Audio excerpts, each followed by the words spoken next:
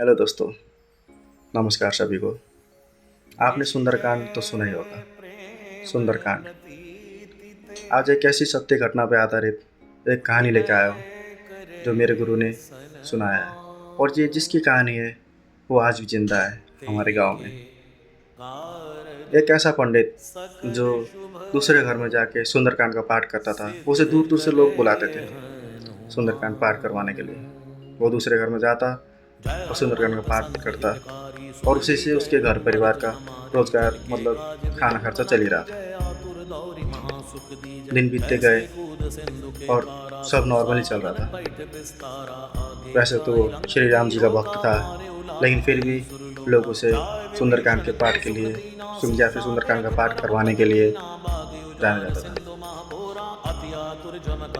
एक दिन एक घर परिवार से उसे बुलाया गया सुंदरकांड का पाठ करने के लिए। खास उस घर में एक छोटी बच्ची का जन्मदिन था, तो उनके माँ बाप ने सोचा कि हम सुंदरकांड का पाठ करवा लेते हैं, तो इसीलिए उस पंडित को बुलाया।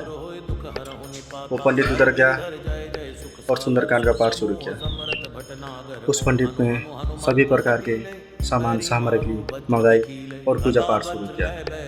और पूजा पाठ के साथ साथ सुंदरकांड का पाठ शुरू हुआ तो उस घर के आसपास जो मोहल्ले में पड़ोसी लोग सब आके सुंदरकांड के पाठ में शामिल हो गए। पाठ शुरू हुई और बढ़िया चल रही थी। पाठ के खत्म होने के बाद सब लोग आरती गाने लग गए। लेकिन आरती खत्म होने के बाद उसमें से एक शख्स ऐसा था जो बहुत बड़ा तांत्रिक था। सब लोग उसे अच्छी तरह जानते थे और सबके मन में डर भी था कि अगर इससे बहस हो गई तो ये कुछ ऐसा कर देगा जिसे जान भी जा सकती है। वो छोटा मोटा अपना कुछ जादुई मतलब तरीका दिखाई रहा था, जैसे कि नींबू गायब कर देना, चम्मच को ऐसे हवा में उछाल देना, उड़ा देना, या फिर कोई चीज़ गायब कर देना। ऐसे करतूत मतलब ऐसे दिखाई रहा था सबको। सब लोग ध्यान से देख रहे थे कि ये हो क्या रहा है। उसी टाइम पंडित जी की नज़र उस तांत्रिक के ऊपर गई और नजीक आके बोला, वाह बहुत बढ़िया, बहुत अच्छा किया आपने। तांत्रिक अपने घमंड में चूर था। उसने कहा, मैं इससे भी बहुत बड़ी चीज़ कर सकता हूँ, लेकिन ये सही वक्त नहीं होगा दिखाने के लिए। मेरे पास असीम सिद्धियाँ हैं। मैं ऐसा कारनामा कर सकता हूँ, मैं ऐसी चीज़ कर सकता हूँ जो ये संसार में शायद कोई भी नहीं कर सकता। पंडित जी ने कहा, बेशक तुम्हारे पास सिद्धियाँ होगी, बेशक तुम बहुत बड़े तांत्रिक होंगे, लेकिन सबका तांत्रिक सबसे बड़ा मैजिकल या फिर मैजिशियन एक ही है और वो है ईश्वर। भगवान श्री राम से बड़ा कोई नहीं। वास्तव में वो पंडित जी भगवान श्री राम का बहुत बड़ा भक्त था, इसलिए वो सुंदरकांड का पाठ हर जगह करवाता था। ऐसी बात नहीं कि वो हनुमान जी को नहीं मानता था, हनुमान जी के ऊपर भी उसकी बहुत बड़ी आस्था थी। लेकिन कहते हैं ना, जिधर श्री राम उधर हनुमान। तो कहानी की तरफ आते हैं। दोनों में बातचीत होती रही थी। पंडित ने कहा, ईश्वर से बड़ा कोई नहीं। ऐसे में दोनों में बातचीत होती रही थी। करते करते ये जो पंडित जी ने कुछ ऐसे शब्द कह दिए जिसकी वजह से वो तांत्रिक गुस्सा हो गया। पंडित जी ने कहा कि ये छोटी मोटी शक्तियाँ हैं, छोटी मोटी सिद्धियाँ हैं, लेकिन जो ईश्वर कर सकता है वो कोई नहीं कर सकता। तांत्रिक ने तुरंत छूटते हुए कहा, जो मैं कर सकता हूँ ये कोई भी नहीं कर सकता। मैं चाहूँ तो अभी इसी क्षण तुम्हारी जान ले सकता हूँ। ना मैं तुम्हें बिना छुए ना बिना कुछ करे। पंडित जी ने कहा कि तुम अभी क्या, तुम कभी भी किसकी जान नहीं ले सकते। मुझे उस भगवान पे भरोसा है, उस ईश्वर पे भरोसा है जिसने पूरी संसार बनाया। तांत्रिक गुस्से से और हो गया, तांत्रिक गुस्से से लाल हो गया। उसने कहा, तू मेरे को चैलेंज कर रहा है, तू जानता भी मैं कौन हूँ। लेकिन जब तांत्रिक ने ये बात बोला सभी लोग को पता था कि ये बहुत बड़ा तांत्रिक है, कुछ भी कर सकता है। ये दूर बैठे बैठे भी किसी की प्राण ले सकता है। सम्मोहन, वशीकरण, उच्चाटन, मारण क्रिया सब कुछ जानता है। सभी लोग ध्यान से सुन रहे थे धोने के बाद, और बीच में 2-4 लोग आके समझा भी रहे थे कि ठीक है यार, हो गया, बस छोड़ दो ये बात, क्या आगे बढ़ना है। लेकिन तांत्रिक को ऐसा लगा, तांत्रिक अपने सिद्धि में बहुत घमंड था उसको। तांत्रिक ने कहा, तूने मेरी इस सिद्धि को छोटा मोटा कह के सबके सामने मेरा अपमान किया है। तू देखना, कल सुबह का सूरज तू नहीं देख पाएगा। वैसे जब ये तांत्रिक ने ये बात कहा तो तब तक वो सीरियस नहीं था, बस उसको डराने के लिए कह रहा था। लेकिन पंडित जी भी कह गए, हाँ देखते हैं क्या होता है। मुझे इस चीज़ में मेरे को भरोसा नहीं है। मुझे पता है कि मेरे जो ईश्वर है वो मेरी रक्षा जरूर करेंगे। तांत्रिक को इस बात में और ज़्यादा गुस्सा आ गया। तांत्रिक को लगा कि ये मेरे को हल्के में ले रहा है। तांत्रिक ने कहा कि चल ठीक है, देखते, अभी तो मैं जा रहा हूँ, लेकिन तू तू कल सुबह का सूरज तू नहीं देख पाएगा। ये कह के तांत्रिक चला गया अपने रास्ते। जब तांत्रिक चला गया तो वहाँ के जो लोग हैं, यहाँ पे मोहल्ले के जो लोग हैं, वो पंडित जी के पास आके कहते हैं कि आप किससे मुंह लग रहे थे, आपको पता है वो कौन है? सम्मोहन, मारण, उच्चाटन, वशीकरण, मारण क्रिया, ये सब कुछ जानता है। ये दूर बैठे बैठे भी किसी की प्राण ले सकता है। ये बहुत बड़ा तांत्रिक है। अगर किसी के ऊपर कुछ कराना हो तो लोग इसी के पास जाते हैं। ये बात सुन के पंडित जी थोड़ा डर गए। सब लोग कह रहे थे पता नहीं अब वो क्या करेगा, हो सकता है कि शायद आप जिंदा ना बचे। सब लोग की बात सुन के पंडित जी और भी बहुत ज़्यादा डर गए। वो सोच रहे थे कि शायद जी मेरा आज लास्ट दिन है।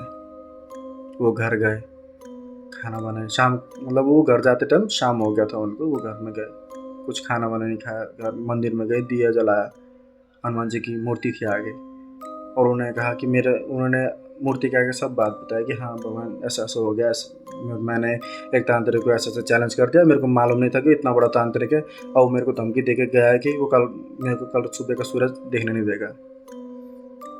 पंडित जी ने दिया जलाया, धूप लगाया और कहा कि हनुमान जी से बस इतनी प्रार्थना की कि देख लो, आप ही मेरे को बचा सकते हो, आप ही देख लो, कह के सुंदरकांड का पाठ शुरू किया। वो नॉन स्टॉप सुंदरकांड का पाठ कर रहा था। जब उसका जो सुंदरकांड का पाठ लगभग 3-4 या फिर 6-7 बार हो चुका था, तो सुंदरकांड का पाठ लगभग 6-7 बार हो चुका था, तो उसको एक आवाज़ सुनाई देती है। ऐसा लग रहा था कि कोई, पंडित जी सुनते हैं कि कोई बहुत बड़ा इंसान, मतलब उसका वेट बहुत ज़्यादा वेट वाला इंसान, बहुत लंबा चौड़ा इंसान उसके तरफ बढ़ रहा है। आवाज़ बहुत भारी सा आवाज़, मतलब कि उसके पैर की आवाज़ पंडित जी के कानों तक बहुत आराम से आ रहे हैं। और उसके बाद जोर से कोई दरवाजे पे ठक ठक करता है। उठते नहीं है। उन्होंने संकल्प लेके बैठे थे कि मैं कल सुबह तक सुंदरकांड का पाठ करूंगा। और वो जो भी था उस गेट में, वो जोर जोर से दरवाजा था। उसके बाद क्या होता है कि थोड़ी देर के बाद वो आवाज आना बंद हो जाता है, लेकिन पंडित जी अपने पाठ कंटिन्यू कर लेते हैं। वो आप पाठ करना रुके नहीं। सुंदरकांड का पाठ चल ही रहा, सुंदरकांड का पाठ चल रहा था। थोड़ी देर के बाद क्या होता है कि उनको ऐसी आवाज़ सुनाई देती है कि बहुत तेज युद्ध हो रहा है, मतलब तलवारें चल रही है, हाथ घुसे मुक्के, यहाँ पे बहुत बड़े बड़े अस्त्र चल रहे हैं। ऐसा लग रहा था कि दो तलवारें टकरा रही है। ऐसे एकदम क्लियर आवाज़ सुनाई दे रहा था उनको। जैसे जैसे करते वो रात भर वही आवाज़ सुनाई दी, और जैसे जैसे करके 4-5 बजे तक उन्होंने अपना संकल्प पूरा किया और पंडित जी हाथ जोड़ के सो गए। तो तकरीबन दोपहर के 12-1 बजे पंडित जी उठे, वो स्नान किए। जब बाहर निकले तो सब ठीक था। उन्होंने अपना शरीर चेक किया, कुछ भी उनको नहीं हुआ था। उन्होंने सोचा कि शायद तांत्रिक ने कुछ भी नहीं किया होगा, हो सकता है कि शायद उसने गुस्से में कह दिया होगा और वो भूल गया होगा, हो सकता है उस तांत्रिक ने मुझे माफ़ कर दिया होगा। पंडित जी गए, जो एक चौराहा होता है जहाँ पर जो बूढ़े लोग बैठ के बातचीत करते हैं, वहाँ पर गए और जो घर में जो ज़रूरत का सामान था वो खरीदने लग गए। तभी वहाँ पर एक आदमी आया, कहा कि पंडित जी आपने एक बात सुना क्या? पंडित जी ने कहा क्या? जो एक तांत्रिक था ना जिसने आपको चैलेंज दिया था, वो तो मर गया। ये बात सुन के पंडित जी बहुत शॉक हो गए। मर गया? लेकिन कैसे? तब इस लड़के ने कहा, पता नहीं, लेकिन डॉक्टर कह रहे थे कि उसको बहुत तेज़ हार्ट अटैक हुआ और वो तड़प तड़प के मर गया। तो पंडित जी ने सोचा, जो कल रात जो युद्ध की लड़ाई आ रही थी, जो तलवार टकराने की जो आवाज़ सुनाई दे रही थी, वो कोई और नहीं, हनुमान जी थे।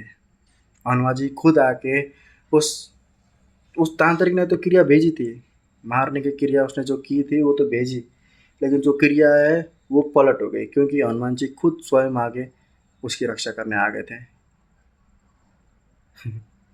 कहते हैं ना, कवन सो काज कठिन जग माही, जो ना होई तात तुम पाही। हनुमान जी आए और उसके द्वार के खुद रखवारे हो गए। हनुमान जी अपने भगत की तुरंत रक्षा करते हैं। कहते हैं कि हनुमान जी एक जागृत देवता है, अगर उनसे सच्चे दिल से प्रार्थना करें तो अवश्य आते हैं। और जो राम भक्त हो उसकी सुरक्षा करना हनुमान जी के काम होता है। इसलिए भगवान के ऊपर आस्था रखिए, नित्य पूजा पाठ कीजिए, हमेशा भगवान का नाम लिखिए, और हाँ, आपकी आस्था, आपकी भक्ति आपको बचा सकता है। तो दोस्तों, ये कहानी आपको कैसे लगी प्लीज़ कमेंट कीजिएगा, और आपको ये कहानी अच्छी लगी तो इस वीडियो को लाइक और इस चैनल को सब्सक्राइब कीजिएगा। तो मिलते हैं आपसे अगली नई कहानी में, तब तक के लिए नमस्ते, जय श्री राम।